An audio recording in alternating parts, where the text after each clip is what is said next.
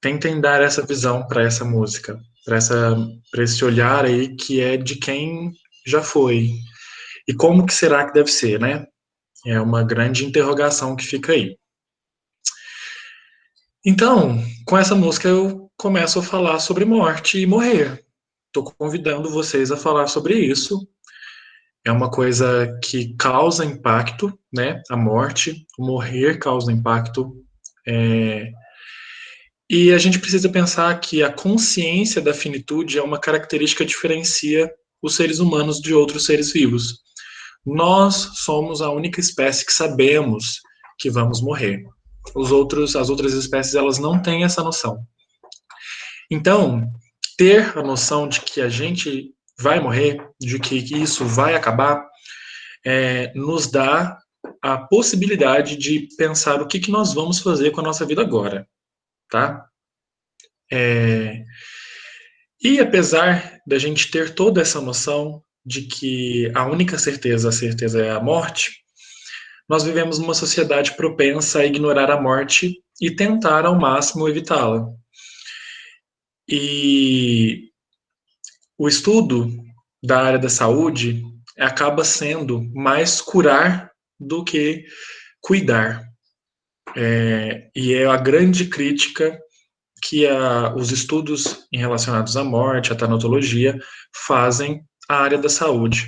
Será que nós, eu estou falando agora da psicologia, amiga do direito aí, eu não sei qual é, pode ser a inserção em relação, não, eu sei qual pode ser a inserção do direito nesse quesito, mas será que a gente está preocupado em tentar curar as pessoas, né? Ou a gente está tentando fazer com que elas permitam viver, né? Com que a gente cuide dessas pessoas, porque tem uma grande diferença, né? O curar e o cuidar. E isso mostra quão importante é o estudo da tanatologia, que é o estudo da morte, né? E educação para a morte. A gente precisa falar sobre essa questão de morrer, porque é uma questão séria, né? E certa também. Essa imagem que eu estou trazendo para vocês aqui, né? Todos eles se encostando, é, todos de olhos fechados, né? Ninguém olhando para a morte, mas a morte olhando para todos eles. Então é como se todo mundo estivesse tentando evitá-la, estivesse ignorando ela, porque acontece isso, né? A gente está ignorando a morte e a morte está olhando para a gente. E como é que vai ser, né? A morte ela pode chegar nesse instante. Alguém pode sofrer algum infarto aí, né, um AVC, sei lá, alguma coisa fulminante, ou daqui 80 anos. Às vezes falar sobre isso incomoda, porque a gente nunca para pensar sobre esse detalhe, né? Mas a morte é esse acontecimento. Ela está olhando para a gente. Será que a gente está olhando para ela de volta? E se alguém tiver vontade de responder isso, eu quero fazer essa pergunta aberta para todos. Você já parou para pensar na morte do seu melhor amigo ou da sua melhor amiga? E do seu namorado ou sua namorada? Você já parou para pensar sobre a morte dessa pessoa? Como é para vocês pensar sobre a morte da sua mãe, do seu pai, seus avós, irmãos ou irmãs? Alguém já parou para pensar sobre isso? E por fim, como é que é pensar sobre a sua morte? Você já parou para pensar sobre a sua própria morte? Questões como essa acabam trazendo para a gente a importância da gente encontrar um sentido da vida, né? E esse conceito aí, né, encontrar o sentido da vida, a gente está falando de espiritualidade. Espiritualidade diferente de religiosidade e diferente de religião, né? Para poder diferenciar esses três quesitos, é que religião é um dogma, é uma construção de valores e práticas e ações, A religiosidade é a colocação em prática desses valores, né? A gente pode praticar a nossa religiosidade em qualquer lugar. A religião, por exemplo, ela tem uma casinha fixa e a religiosidade ela é fora disso. E a espiritualidade, ela nos dá a permissão de encontrar um sentido para a vida. Ela nos mostra o que é que essa vida que a gente tem significa e para onde que ela vai e para que ela serve, né? O porquê dessa vida e o para quê dela. Essa imagem que eu estou trazendo aí dessa ampulheta é o nosso tempo. Nosso tempo está passando e a gente precisa muito pensar do que é que a gente está fazendo no nosso tempo. Como é que a gente está aproveitando o nosso tempo? Será que vocês estão, nesse momento, 5h23 da tarde, gastando o tempo de vocês assistindo a minha palestra, ou vocês estão investindo o tempo de vocês nessa mesma palestra? É uma coisa que vale pensar. A gente está gastando ou a gente está investindo? Eu lembro muito bem, eu acho que foi no meu primeiro, segundo período da faculdade, a Maria Regina Basílio, ela falou que tempo era a moeda do momento. Na época eu não entendi muito bem, né? No começo da faculdade, fiquei, né? Mas hoje eu entendo completamente o que ela está dizendo. A moeda mais importante que a gente tem é o tempo. E o tempo, ele está indo. Esses 10 segundos que eu gastei para falar da Maria Regina, ou que eu investi para falar dela, já se passaram. Já foi. Eu não consigo retornar mais. Então, a gente tem que pensar qual que é a qualidade do nosso tempo. A gente está investindo ele ou a gente está gastando ele sobre alguma coisa ou sobre alguma pessoa, tá? Alguém quer compartilhar sobre pensamentos em relação é, como vai ser a morte, como que é a morte? Enquanto isso, eu tomo água para poder ficar hidratado. É importante, né, a gente hidratar.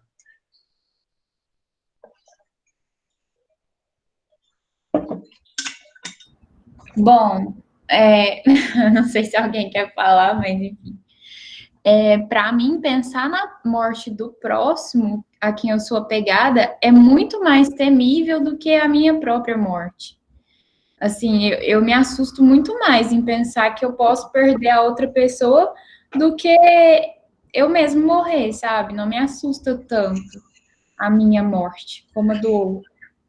A sensação de que quando o outro vai embora, ele está levando um pedaço de nós, né? Isso, exatamente. É como se eu desse mais valor na vida do outro mesmo, do que na minha própria. É, às vezes pode até, nessa sua fala, vir um pouquinho de culpa, assim, sabe? De dar mais valor na vida do outro do que na sua própria. Mas pensar nisso, eu acho que traz, inclusive, mais valor à sua própria vida. Porque se ele está levando um pedaço de você, é que você vai morrer também, né? Um pedaço de você está indo embora. Então quer dizer que a gente quer aproveitar esse pedaço. Aquela torta maravilhosa de frango que a gente compra, não sei aonde, que vocês gostam de comprar. Quem não come frango porque é vegetariano, ou aquela torta de queijo, né? Ah, a gente não quer que esse pedaço acabe. Então a gente aproveita ele o máximo possível. E a vida é nesse sentido. A gente precisa aproveitar cada mordidinha, cada sabor dessa vida, para que a gente possa ter mais frutos a respeito dela. Mais alguém quer falar? Para eu passar para a próxima. Rodrigo, eu acho assim, a partir do momento que a gente vai envelhecendo, né, ou ficando mais experiente, e que a gente se torna mãe, e que a gente ainda é filho, né, e tem os pais bastante idosos presentes, a gente tem uma perspectiva, às vezes, diferenciada sobre a morte, né? A Eliane pediu para a turma representar a morte, e eu, assim, pensei que, ou antes, né, quando eu tinha 19, 20, 18 anos, eu temia, eu não gostava nem de falar sobre o assunto. Hoje, com 45, eu já penso que ela é uma passagem e ela pode ser vista sob vários ângulos, né? Então, quando eu olho para os meus pais e vejo 80 e tantos anos, né, com uma vida bem vivida, eu agradeço a Deus por eles estarem presentes, mas eu sei que a passagem é inevitável, cronologicamente falando, né? Uhum. E hoje, antes, se o meu medo era perder os meus pais, hoje eu tenho medo, em primeiro lugar, né, de perder os meus filhos, apesar que é uma coisa que eu acho que a gente tem que trabalhar, né, independente da dor que isso cause, e também de faltar a eles, entende?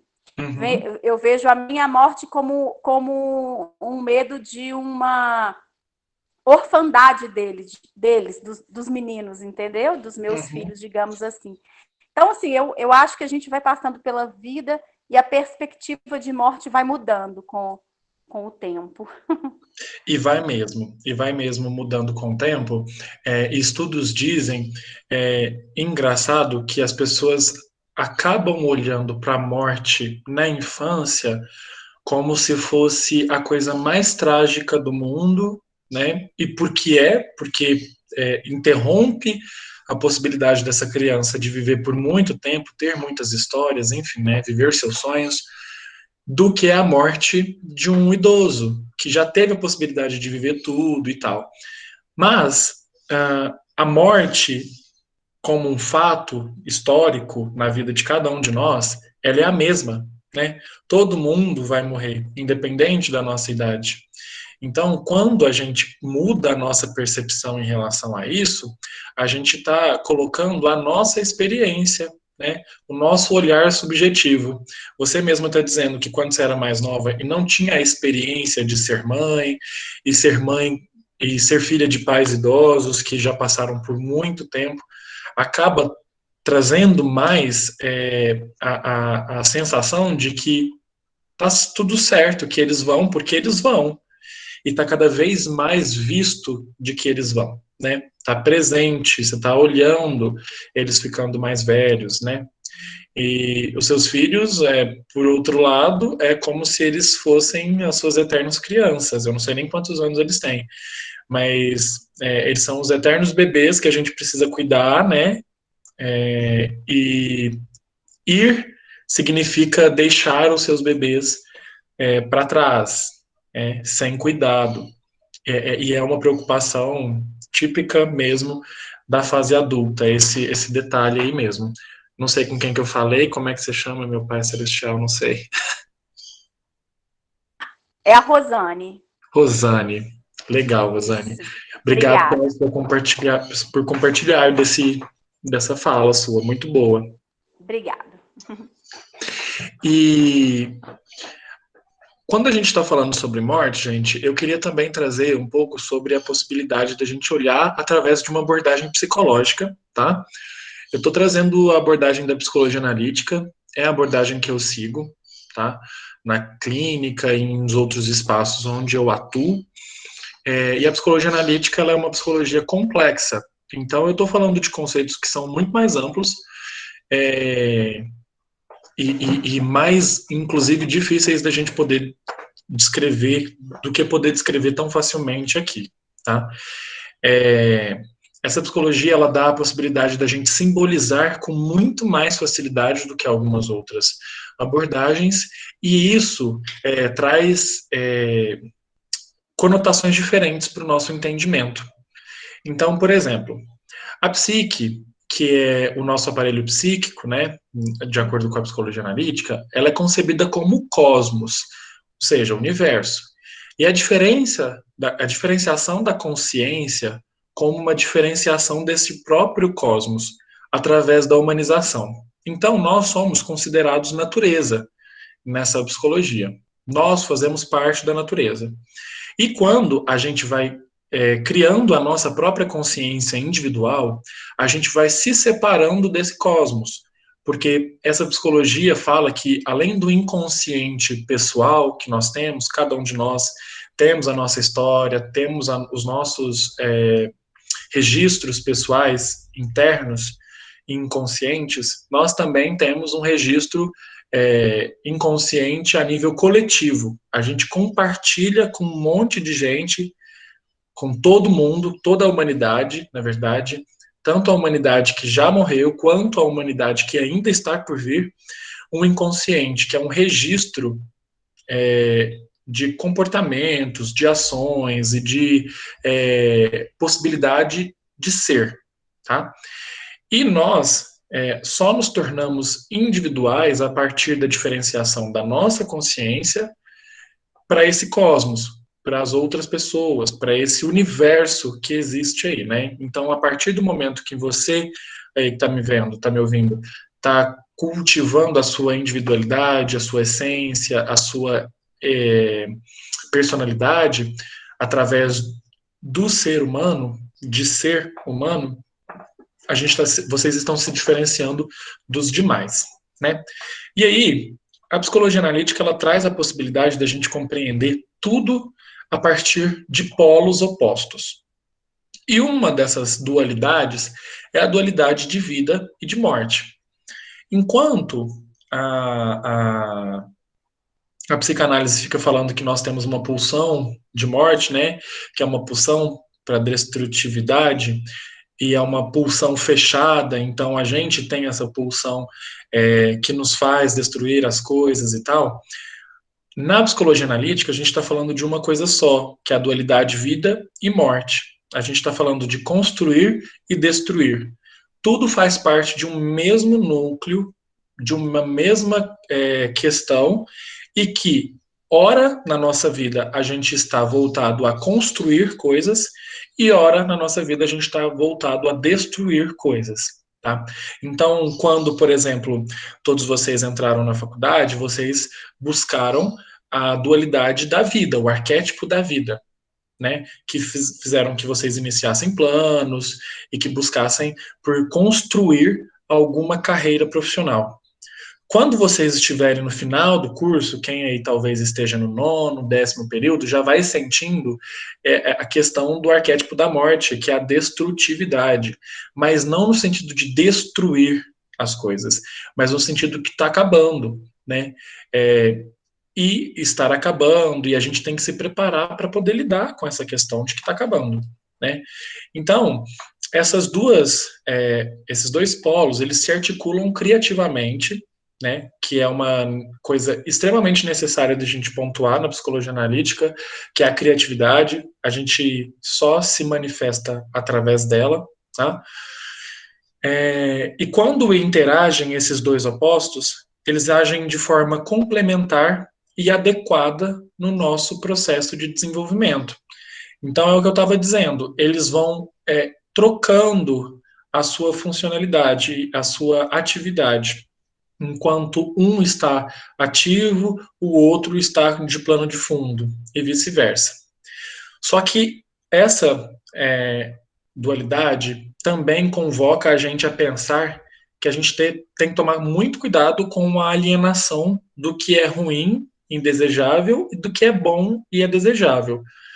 Porque às vezes a gente tende a pensar que a vida é ruim, é boa e desejável, e a morte é ruim e indesejável. Mas não, né? As duas coisas, os dois polos, eles são necessários. É importante que é desejável que a gente construa alguma coisa? Sim, na mesma medida que é desejável que a gente destrua alguma coisa na nossa vida para a gente poder construir novamente, buscar outros rumos. Então, é extremamente necessário que a gente pense e não caia na alienação de achar que a morte ou a destrutividade tem a ver com coisas que sejam ruins ou indesejáveis, e a vida e a construtividade seja bom ou desejável, certo? O arquétipo da vida e da morte, ele tem a função de selecionar aquilo que deve ser mantido ou descartado durante o nosso processo de vida, né? A gente não fala vida, mas o nosso processo, esse arquétipo, ele ajuda a gente a entender o que vale para nós e o que não vale. O que é que a gente quer manter e o que a gente não quer manter aqui conosco. E, consequentemente, construir e destruir essas coisas que nos fazem tão bem ou mal, tá? Ao perceber a natureza do conúntio cósmico, que é a junção cósmica, ou seja, total, cientificamente vemos que a psique, que é o aparelho psíquico lá, né, que veio da poeira, no final da etapa existencial, se prepara para voltar à poeira. Era o que a Rosane, espero que eu acertei o nome, a Rosane estava falando, só que de uma outra maneira. Ela passou por uma experiência que antes ela sentia medo da morte, e hoje ela vê que seus pais, ela gosta da presença de seus pais, ela gosta de estar com eles e de compartilhar da existência com eles, mas sabe que eles estão voltando para essa passagem, né? Então eles vieram de algum lugar e eles estão indo para algum lugar. E assim é com todos nós. Há alguns anos, e em alguns ainda cemitérios, existe essa frase, ó, revertere ad locum tuum, que em latim significa retorna ao teu lugar. Cemitérios. Agora, pensem, o cemitério está mostrando que a gente está voltando para casa. Se a gente pensa que voltar para casa é no cemitério, que é debaixo da terra, a gente está voltando para a natureza, que é o lugar onde a gente não deveria ter saído da natureza, tá? Criado uma humanidade junto com a natureza. Mas isso é papo para outro momento. E eu quero trazer para vocês agora esse poema da Clarice Lispector. O que chamo de morte me atrai tanto que só posso chamar de valoroso o modo como, por solidariedade com os outros, eu ainda me agarro ao que chamo de vida. Seria profundamente amoral não esperar, como os outros esperam pela hora. Seria esperteza demais a minha de avançar no tempo, e imperdoável ser mais sabida que os outros. Por isso, apesar da imensa curiosidade, espero. Ela está dizendo o que às vezes todos nós sentimos. Como é que deve ser morrer? Como é que deve ser passar para lá? Existe a curiosidade de querer saber e a curiosidade de querer nem chegar perto, né? Então, todos nós passamos por essa possibilidade de tentar entender o que é morrer. Cada um temos o nosso próprio conceito do que é a morte, o que vai ser depois, se vai ser alguma coisa depois, né? Então, e como que a gente tem que manter a nossa vida ao longo disso. Estou vendo uma vez uma palestra de um filósofo, e eu vou dever o nome dele para vocês, e ele fala que todas as ações humanas, elas são pensadas a partir da nossa morte. Hoje a gente casa porque a gente pode estar velho demais para ter filhos e a gente quer poder ser pais e não avós, porque avós estão perto da morte. É uma viagem, às vezes é uma viagem pesada, inclusive, às vezes é muito doida, mas é uma viagem que vale a pena da gente parar para pensar que às vezes a gente faz todas as coisas para a morte, por causa da morte, né? A gente chega num certo período da faculdade, no 7º, 8º período da faculdade, depois de ter passado 4 anos, e vê o povo entrando na faculdade e fala: nossa, como eu tô velho. Olha o povo, olha a carinha de neném, o pessoal entrando e tal. E a gente tá falando, na verdade, que a gente tá mais perto da morte. E olha que pesado, né? E agora a gente começa a falar sobre como é para a criança, né? Porque eu já dei essa contextualização aí para vocês. Por enquanto, alguém tem alguma dúvida? Alguém quer falar alguma coisa?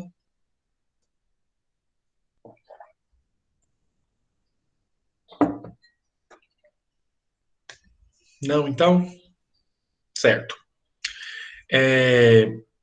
Dei essa contextualização em relação à morte, fiz alguns questionamentos que eu espero que possam dar gatilhos aí para vocês poderem pensar. E agora a gente vai entrar na morte específica de crianças, tá? Então, eu gostaria de dizer aqui a partir da perspectiva da criança, tá, gente?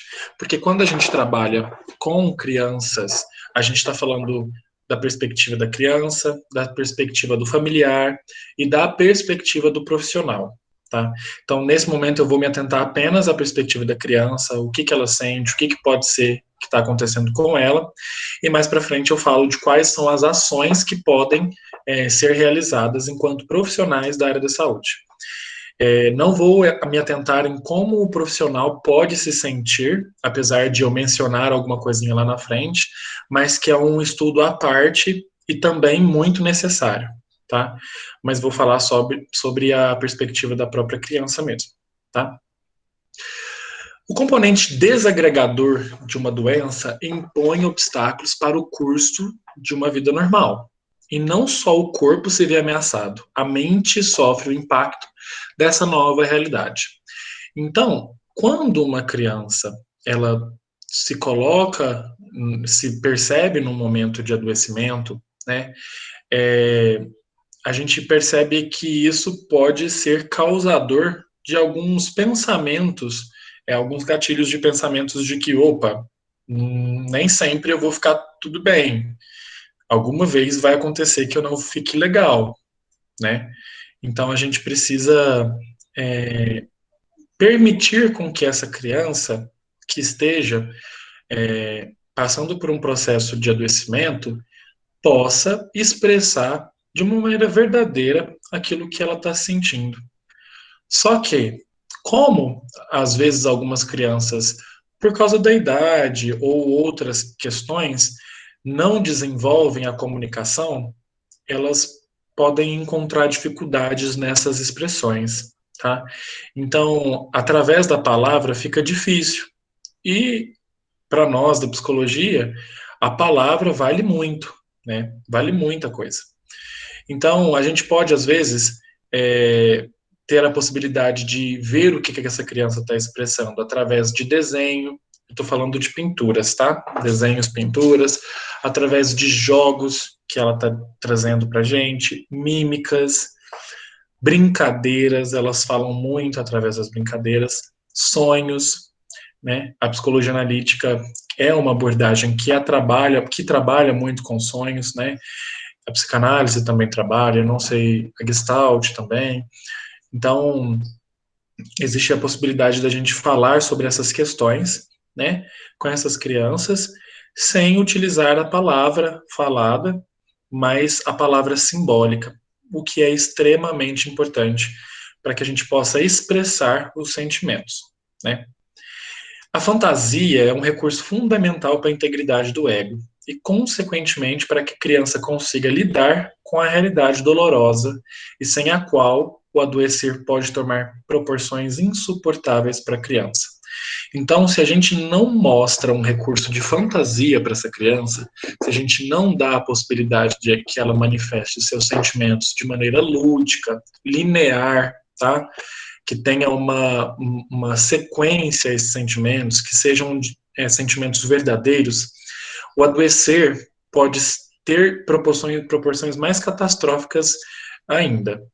Eu acho que está ficando um pouco escuro aqui. Pera, gente, que eu vou ligar a luz.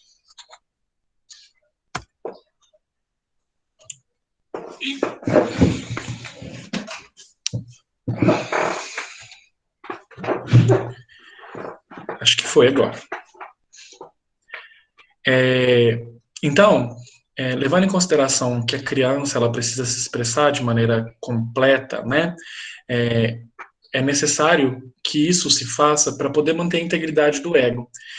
Alguns de nós, eu acredito que não todos, já passamos por algumas experiências que a gente lembra na infância de ter ido para o hospital, da gente achar, da gente ter medo, inclusive, né, por ser um ambiente hostil às crianças, não tem muita abertura, assim, para as crianças poderem estar bem.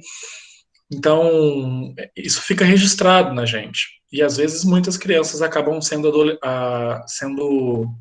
adultos que morrem de medo de hospital, morrem de medo de agulha, morrem de medo de sangue. E isso a gente precisa trabalhar essas questões, né? Lá na infância. O adoecimento, além de apresentar uma ameaça real de aniquilamento, ele traz o sentimento de impotência, pois a criança se vê desapropriada da sua autonomia. Então, uma criança que aí está no seu pleno desenvolvimento, está trazendo muita energia, né? Porque uma criança, quem teve contato com crianças aí, né, ou ainda tem, sabe que criança não fica quieto de jeito nenhum. Quem já estudou psicologia escolar, nossa senhora, hiperatividade, déficit de atenção, questões aí que são questionáveis, inclusive, né, se essas crianças possuem esses transtornos aí, mas que vale pensar que uma criança ela é dotada de bastante energia. E é o funcionamento saudável e normal de uma criança. Então, quando ela se vê dentro de um ambiente hospitalar, quando ela se vê constantemente sem energia, tendo que depender de outras pessoas para fazer coisas muito simples, como às vezes beber água ou ir ao banheiro, ela se vê muito impotente em relação a si mesma e sem autonomia nenhuma, né, para poder continuar fazendo a sua vida. As crianças, em especial, num processo de hospitalização, tendem a perder a atenção voltada ao desenvolvimento de outras áreas da sua vida, como, por exemplo, a escolar. A criança ela é tirada do seu ambiente, né, e quando ela é tirada do seu ambiente, ela se vê um pouco deficitária na construção de conhecimentos, na aprendizagem, ou até mesmo no seu desenvolvimento social. Ela acaba não se socializando com muitas outras crianças, e isso pode ser prejudicial para, no futuro, se ela vai ser mais introvertida ou extrovertida, e desenvolver a sua capacidade de relacionamento interpessoal. É importante que também tenhamos atenção a esses detalhes, né? Na criança, o adoecer tem a potencialidade de suscitar situações que supostamente não são comuns à vida, como os processos de hospitalização, procedimentos de saúde, convivência em ambientes incomuns à sua realidade, sem falar que nos lembra a morte, a famosa morte. A criança, ela demora a ouvir falar de morte. Eu, pessoalmente, não tenho... Eu tenho memória de ouvir falar de morte apenas aos 10 anos de idade. Aos 10 anos de idade, quando eu perco um padrinho meu. Então, pensa, na minha experiência, 10 anos de idade é muito tempo para poder não se falar sobre um assunto. É um elefante branco que fica parado em frente a gente não enxerga, né? Porque está entrando em contato o tempo todo com isso, só que de outras maneiras. Então, quando eu falei mais cedo, né, muito importante que a gente desenvolva técnicas, desenvolva estudos e ações voltadas para a educação da morte, para uma boa morte. Porque é assim que a gente vai mudar, transformar a realidade da nossa sociedade, para a gente poder transformar a realidade do morrer no nosso país, inclusive, tá? Mendonça e Fortin fala da existência de angústias e medos reprimidos por parte da criança, ao não receber o diagnóstico e prognóstico de doenças ameaçadoras de vida. Então, quando uma criança, num processo de adoecimento, né, de hospitalização, ela não recebe o diagnóstico que ela tem e o prognóstico, que é qual é o caminho que a doença dela vai levar ela demonstra muito mais angústias e medos escondidos, né? E a gente precisa estar extremamente atento a isso. A gente lida em situações, eu acredito que vocês já tenham ouvido falar, de pais que preferem não contar para as crianças. Gente, em Grey's Anatomy, para quem assiste Grey's Anatomy, existem vários episódios, assim, né, que pais preferem não contar para as crianças que elas estão doentes ou que elas vão morrer, e isso acaba sendo ainda pior, né? A série, ela retrata com bastante fidedignidade como que acontecem com as crianças, e eu acho que tem até um episódio que a criança foge por causa desse tipo de fala de um pai que não sabe lidar com o diagnóstico ou o prognóstico dessa criança. Então, causa uma sensação de afastamento aos pais. Não receber o diagnóstico, nem o prognóstico, causa a sensação nas crianças de que elas estão se afastando dos pais, ou os pais estão se afastando dela porque ela está doente, tá? Ela se sente abandonada, ela possui muita fragilidade emocional, ela tem dificuldade de criar recursos para poder lidar com a condição que ela está enfrentando, porque ela está com pessoas que, infelizmente, também não conseguem lidar em relação à morte. E aí vai se tornando um problema em cadeia, que é o que eu estou dizendo para vocês. Se a gente não cria uma possibilidade de estudos em relação à morte, para boa morte, lá, enquanto crianças, essas crianças vão se tornar adultos que não sabem lidar com a morte. E quando as suas crianças estiverem em contato com a morte, elas também não vão saber lidar. E isso vai virando um efeito dominó. E é o que tem acontecido desde então, e apesar de ainda estar acontecendo, para quem é da área, que mora na bolha dos estudos em relação à morte, sabe que essa bolha tem aumentado e está melhorando a possibilidade da gente conversar sobre isso. E não é à toa que, por exemplo, a gente está tendo a oportunidade de trazer para vocês hoje essa palestra, né?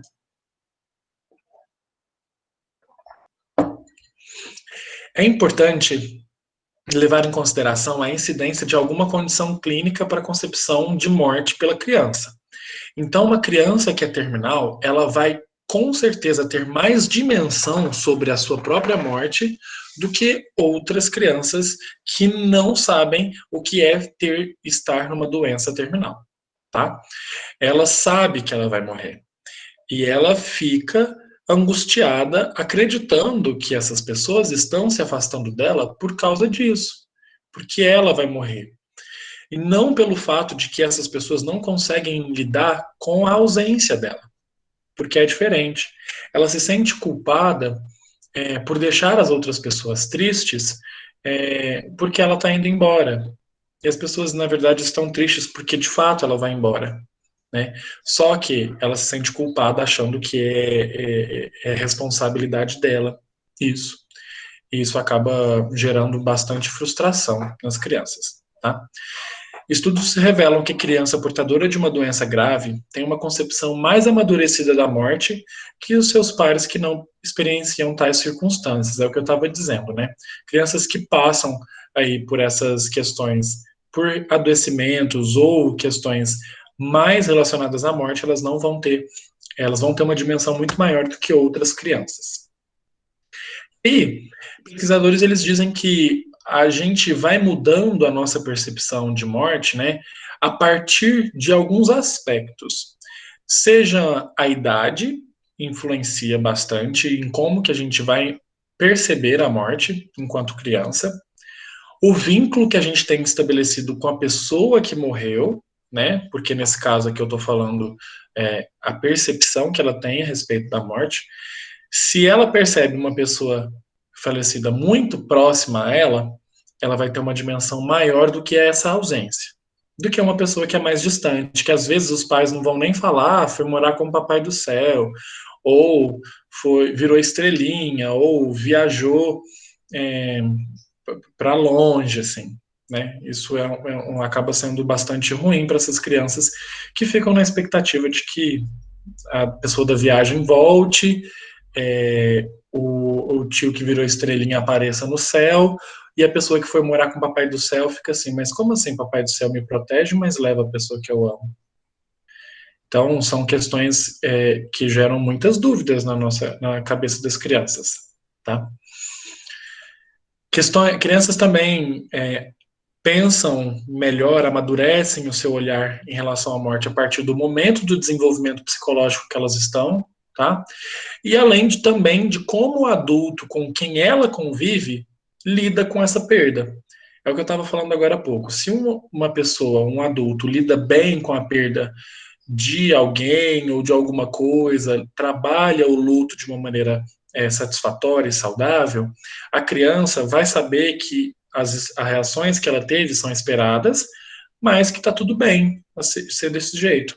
Né? Tá tudo bem chorar, tá tudo bem ficar triste, tá tudo bem ficar com raiva.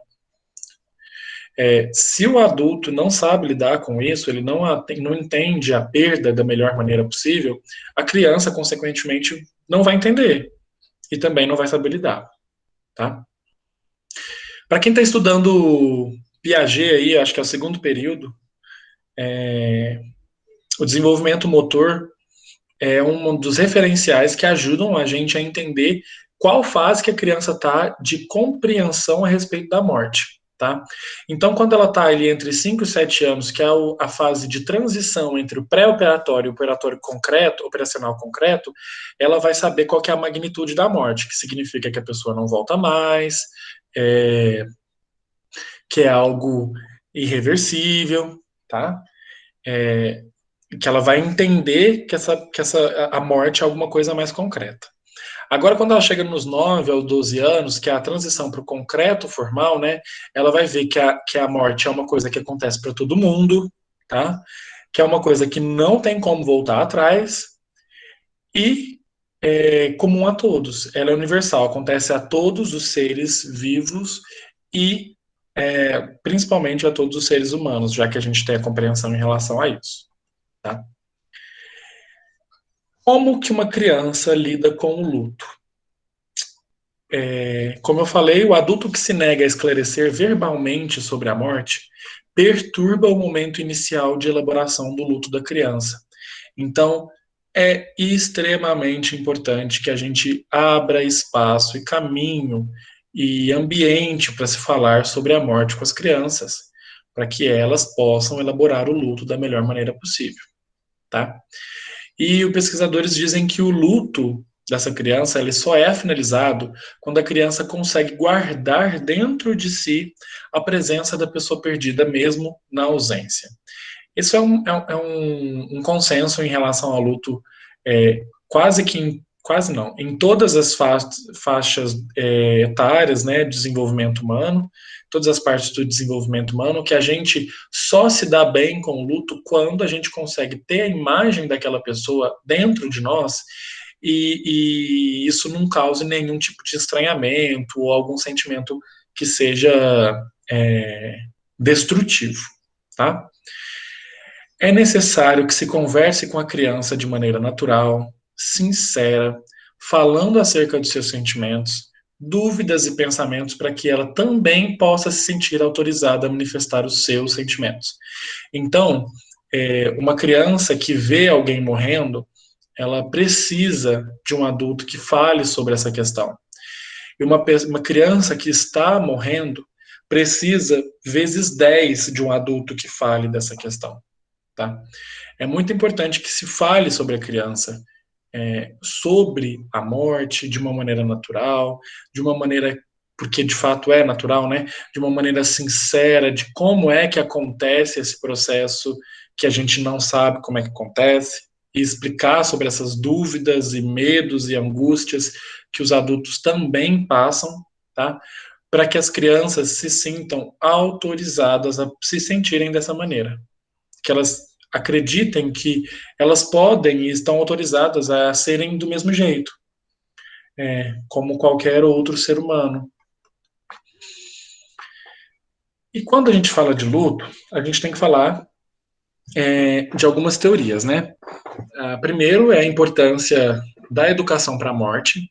É extremamente importante que a gente faça esse tipo de trabalho, né, de educação para a morte, e isso acaba caindo na mão de psicólogos, tá, pessoas como nós que estamos estudando a psicologia, pessoas que estão na área educacional, principalmente, na área de saúde coletiva.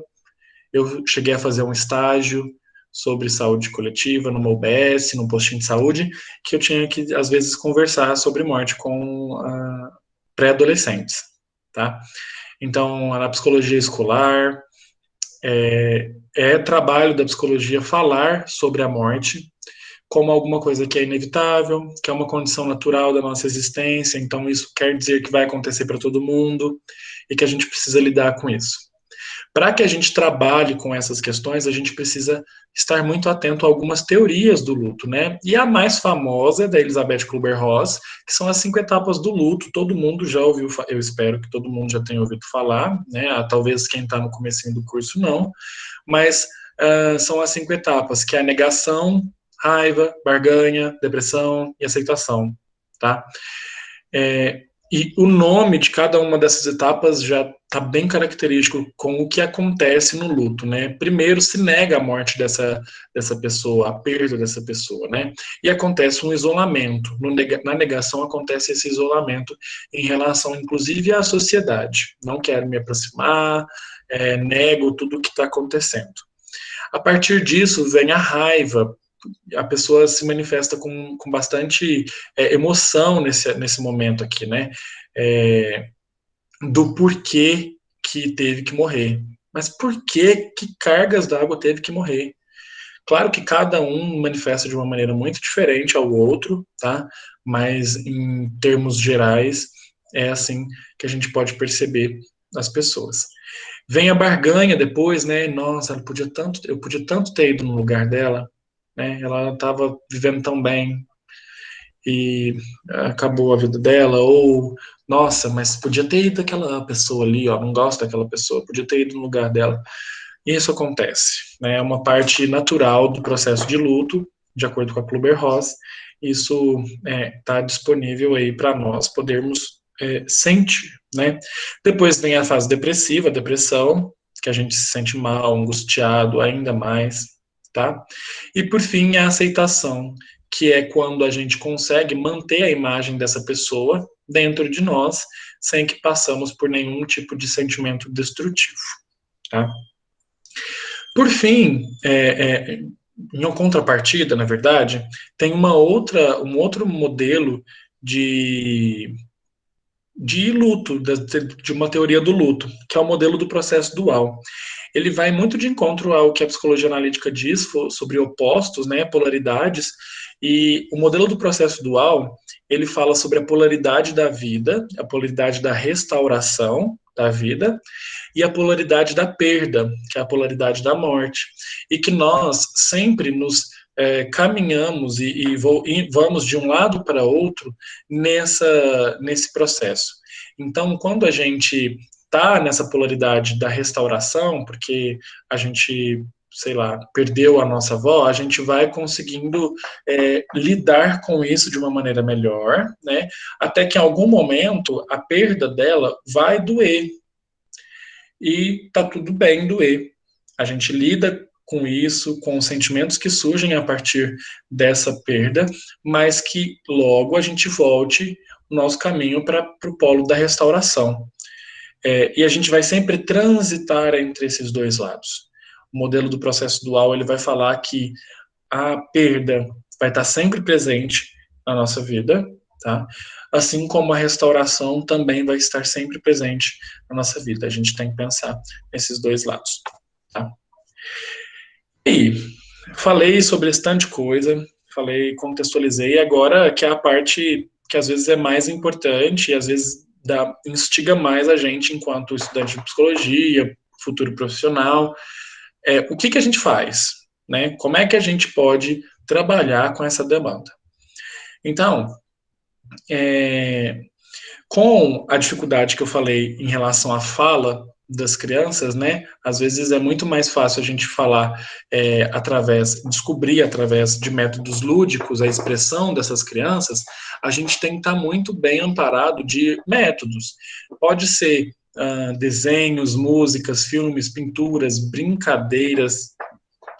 Algumas crianças até utilizam de conversas. A relação que a gente tem com as crianças é extremamente importante, que se ela tiver um apego emocional no sentido de aceitar aquilo que ela pode manifestar, ela vai poder trazer aí para a gente de uma maneira muito mais saudável tudo que ela precisa trazer, tá? Então, a gente pode atuar muito com arte-terapia, a gente pode trabalhar com construção de cordel, criação de histórias, contação de histórias, tá? Brincadeiras. Isso faz parte da nossa atuação profissional com crianças, sem dúvida alguma, tá?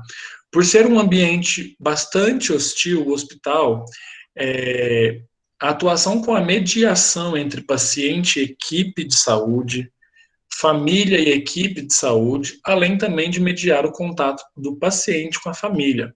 É responsabilidade nossa, enquanto profissional da psicologia, né, fazer essa ponte entre a equipe de saúde e todo o saber técnico para a família. E por que que é do psicólogo, gente? Porque o psicólogo é aquele que consegue traduzir tudo, né? Ele é o belo tradutor. Enquanto o médico, infelizmente, ainda fala muito difícil para os seus pacientes, o psicólogo vai vira para o paciente e fala: você entendeu tudo que foi dito? Você quer que te explique agora em português? Às vezes alguns fisioterapeutas também têm essa comunicação um pouco mais complicada e tal, farmacêuticos, fonoaudiólogos, mas é muito importante que a gente faça essa ponte entre equipe de saúde e família, equipe de saúde e paciente, e agora entre entre a família e o paciente. Por quê? Estamos no ambiente infantil, estamos lidando com uma tragédia, porque é uma tragédia na vida daquela família. Aquela criança pode estar prestes a morrer, né? Então, a gente tem que lidar com isso como se fosse, porque é a coisa mais importante daquela família. Então, a gente tem que cuidar dessa criança. Não vai dar para curar essa criança muitas das vezes, mas a gente vai conseguir cuidar dessa criança e conseguir fazer a tradução da conversa entre a criança e os pais, porque às vezes os pais acreditam, por a criança estar adoecida, hospitalizada, que ela está mais frágil, e às vezes ela não está mais frágil, às vezes ela só está mais distanciada, né? Ela está mais sensível em relação ao tratamento, inclusive, né? É importante que a gente faça a mediação de que essa relação ainda precisa acontecer, porque eles ainda são pais, a criança ainda é filho, e isso não pode se perder dentro do ambiente hospitalar, e principalmente por causa da hospitalização e da doença. Tá? E como a gente pode fazer isso? A gente tem um método de construção de memória com os familiares.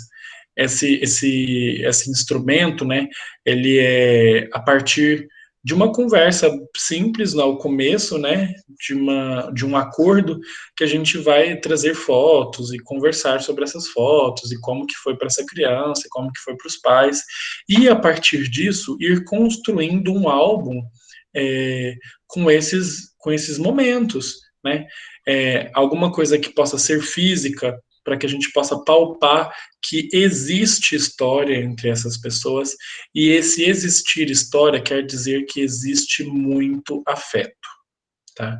Então, a criança pode demonstrar o afeto dela, e é isso que a gente está sempre tendo como plano de fundo, ter a possibilidade de a criança mostrar o afeto dela, nesse momento, que pode ser bastante, pode não, né? É bastante fragilizador, amedrontador, tá? Tanto o adoecimento quanto o processo de morte mesmo. Também temos a possibilidade do brinquedo terapêutico. O brinquedo terapêutico ele é um método que a gente pode utilizar um brinquedo específico ou vários brinquedos para que uma criança possa expressar os seus sentimentos. Mas a gente precisa ter um olhar crítico para o uso desse brinquedo terapêutico, porque às vezes as pessoas acreditam que é um brincar por brincar, e infelizmente alguns profissionais não conseguem fazer além disso, né? Então é um brincar por brincar. A gente tem que fazer dele um uso terapêutico, e isso só vai depender da escolha da criança por esse objeto e por esse brinquedo, e como é que a gente vai perceber isso. A gente tem que ter um olhar muito ativo, uma escuta bastante aguçada, para que a gente consiga perceber que ela está fazendo o uso terapêutico daquele objeto e não está sendo apenas um objeto de apego em relação à sua situação. Tá? E quais são os desafios nossos, enquanto profissionais, em relação à atuação nessa área, né? Como a gente está em contato sempre com a morte, a gente pode sempre ter o assunto luto na nossa vida, né? E isso pode trazer a presença do sentimento de angústia sobre a nossa própria morte, de uma maneira muito frequente. Então, é muito importante que a gente esteja em terapia, né? Isso faz necessário que a terapia aconteça, porque luto, morte, a gente sempre vai remeter a nossa ou a de nossos queridos, né? Então, é necessário que a gente esteja muito atento em relação a isso. Nos profissionais de saúde também pode dar a sensação de impotência, derrota, tristeza, frustração, por sempre ter alguém que está indo, que está partindo, né? Além da dor, da injustiça, cobrança muito alta em relação à sua capacidade assistencial, medo, desamparo, raiva. Esses sentimentos são comuns para se sentir enquanto profissional, tá? Caso a gente não tenha uma formação bem estruturada, uma rede de apoio. Rodrigo, Oi. o Gabriel Souza mandou assim no chat. Acredito que um dos motivos para que não se fale sobre morte com crianças, além do fato de que mesmo na fase adulta existe pouca noção sobre como lidar com ela, é a crença de que elas são frágeis demais para lidar com essa realidade. Na sua experiência, como você percebe o impacto que é para uma criança saber que vai morrer? Então, Gabriel, quando a gente fala sobre morte com a criança, a gente tem que tentar entender qual que é o contexto dela, né? Nunca é fácil, por causa da nossa sociedade, por tudo que a gente tem hoje construído em relação à morte, nunca é fácil falar sobre morte com ninguém. É um desafio, sempre. É um desafio. Já até, ainda bem que está aqui nesse slide, desafio de atuação, porque é um desafio de nós da psicologia falar sobre morte com qualquer pessoa que seja, inclusive entre nós. Então, a prática disso com as crianças é bastante amedrontadora, inclusive. Eu tive a experiência de estar no intercâmbio voluntário, em outro país, e estive com crianças que estavam morrendo. Elas lidam de uma maneira, pelo menos as que estavam lá, né, que é uma cultura totalmente diferente e tal, e naquele momento, elas lidavam de maneiras muito distintas.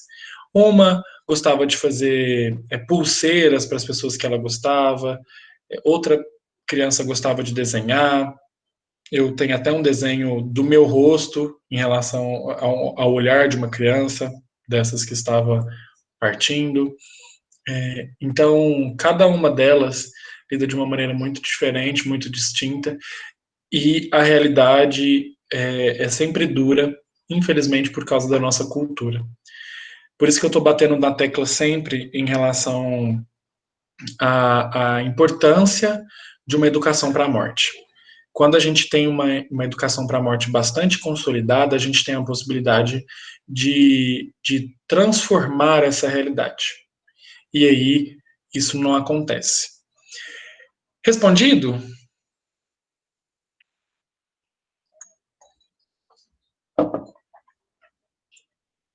Ele disse que sim. Ok. E voltando aos mais desafios profissionais, né? A gente está falando também sobre a nossa fragilidade frente à nossa formação. Não sei se mudou ainda, ou já, na verdade, né? Mas, desde quando eu tive a faculdade, eu tive no 7º período, uma única matéria voltada à tanatologia, no curso da psicologia da Uniub. Outros cursos de psicologia de outros lugares não possuem sequer essa matéria. Então, se existe uma fragilidade na psicologia, que é uma área é uma ramificação da psicologia falar sobre morte, né, tanatologia, o aspecto do morrer e os sentimentos e sensações, imaginem então nas outras áreas da saúde. A medicina, vocês podem imaginar que a medicina é só por curar, né? Só áreas curativas. Então, é muito importante que a gente pense na nossa formação, se a gente quer atuar nessa área, e desde sempre busque se aproximar disso nos estudos, né? Porque isso faz a diferença. na nossa atuação enquanto profissional, a gente tem que trazer o nosso trabalho para uma esfera que seja multidisciplinar e interdisciplinar.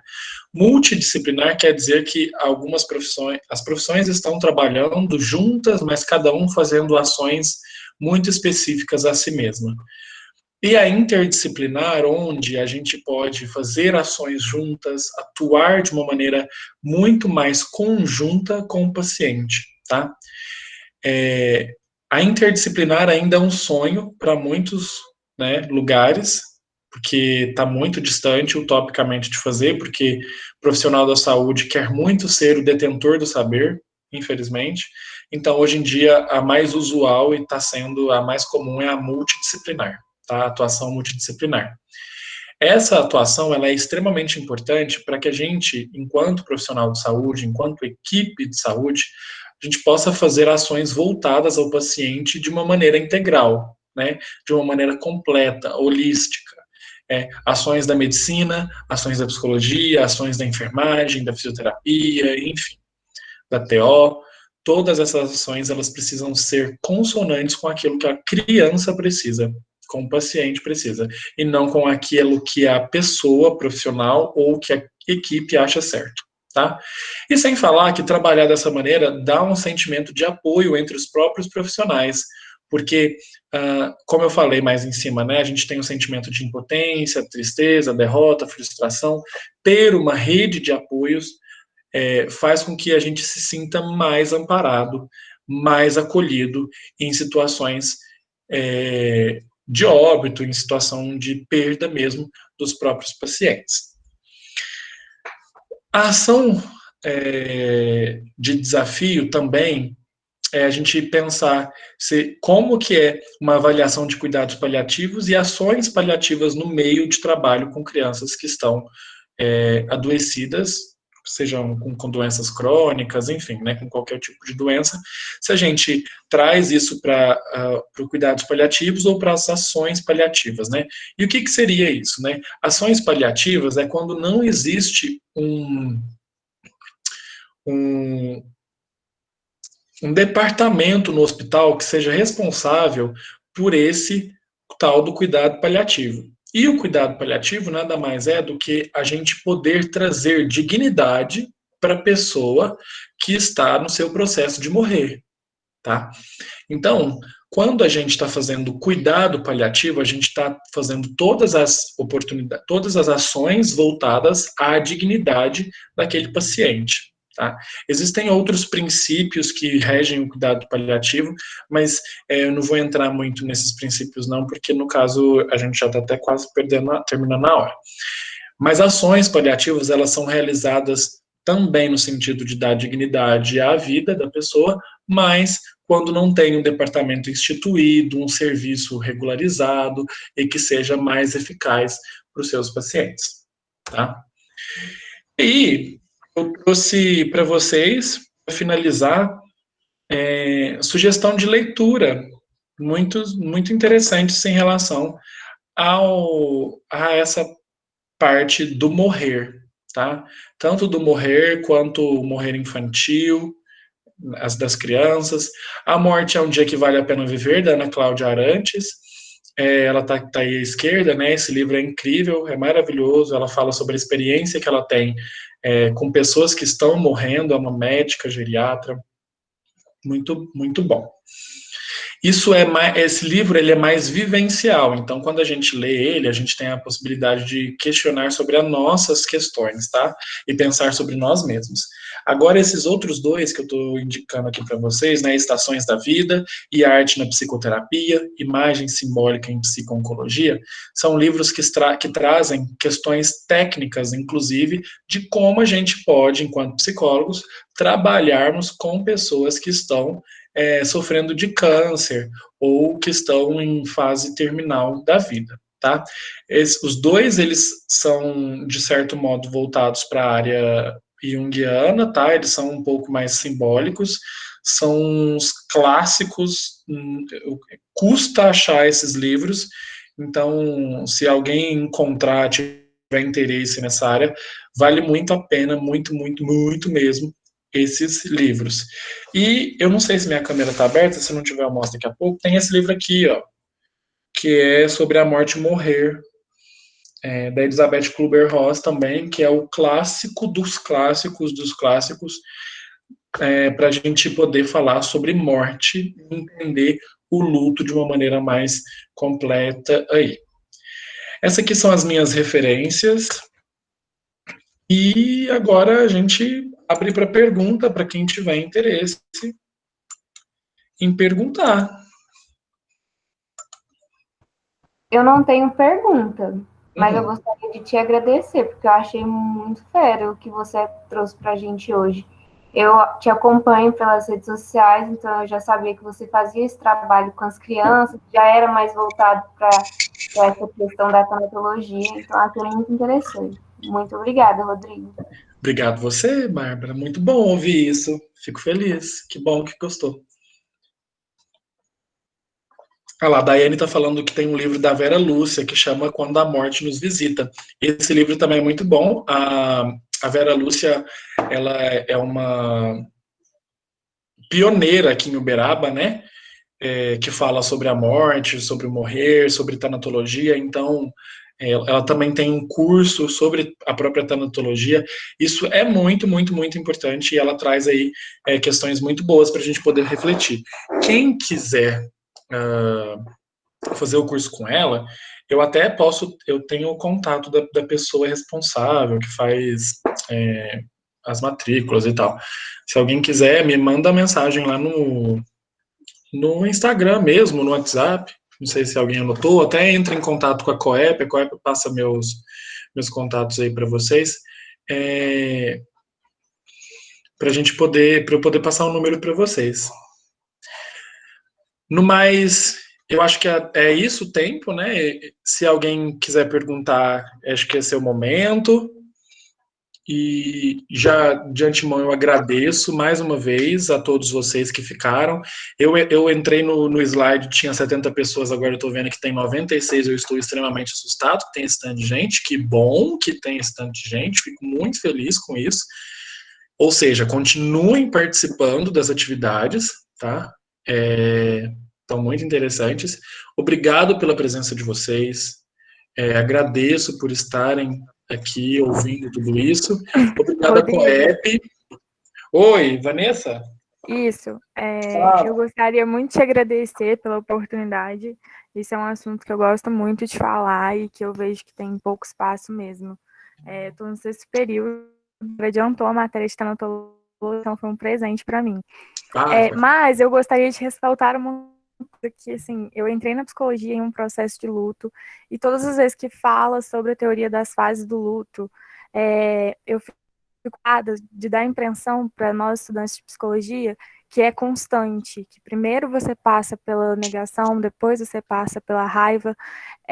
As fases do luto, para mim, ao meu ver, passando pelo processo de luto na psicologia, ela é muito inconstante. Então, em um minuto, é possível você se perceber na raiva, na negação, na barganha e depois na aceitação. Porque eu já ouvi, assim, pessoas da psicologia falar, tipo, raiva 3 meses, são 2 meses. Não, é inconstante o tempo todo. Então, é como se você estivesse numa montanha russa de olhos vendados e você não sabe qual fase você vai sentir naquele próximo minuto ou segundo. Mas, enfim, muito obrigada. Vanessa, o que você está dizendo é exatamente isso mesmo. Inclusive, esse modelo do processo de luto aí, né, que é o da Elizabeth Kubler-Ross, das 5 etapas, ele hoje em dia ele é revisto pelo fato de que, às vezes, falar etapa quer dizer que a gente precisa passar por um para passar pelo outro. E não necessariamente é isso, tá? Para deixar bem claro, porque a Vanessa disse muito bem, não é isso. A gente passa por essas etapas todas aí num conjunto muito diferente. Gente, não sai ainda não, porque vocês não responderam o formulário que a Thais mandou. Calma lá. E é isso mesmo, Vanessa. Obrigado por esse adendo. Mais alguém? Eu gostaria de pedir pedir que, se possível, quem puder, ligar a câmera para a gente tirar uma foto rapidinho de quem participou, para a gente poder divulgar um pouquinho como foi essa palestra, quem estava. E gostaria também de agradecer você, Rodrigo, por sua disponibilidade para essa palestra. Foi tão acrescentadora para a gente, né? Como estudantes, como pessoas da área, foi muito importante, um tema muito importante de ser trabalhado e pensado, né? E obrigada também a todo mundo que participou, que esteve aqui com a gente. Continue acompanhando a gente pelo Instagram, que vai ter muita palestra boa durante essa semana, então continue acompanhando a gente lá para ficar por dentro.